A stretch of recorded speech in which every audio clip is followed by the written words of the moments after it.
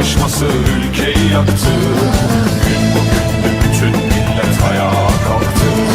Çoluk çocuk, ihtiyar, genç sokaktı. Demokrasi darbeymiş, şaşkındı millet. Ya özgürlük bundan sonra yahut da zillet.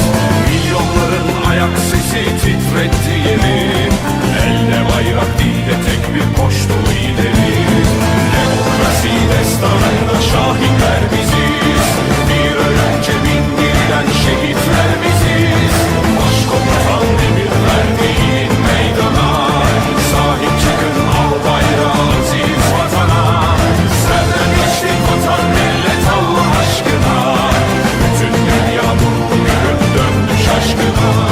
Serden geçtik vatan millet Allah aşkına.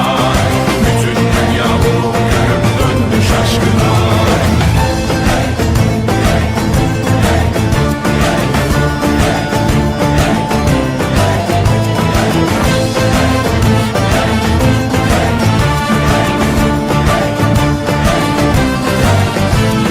Yerden gökten o hainler ölüm saçarken, nice canlar şehit düştü bayrak açarken.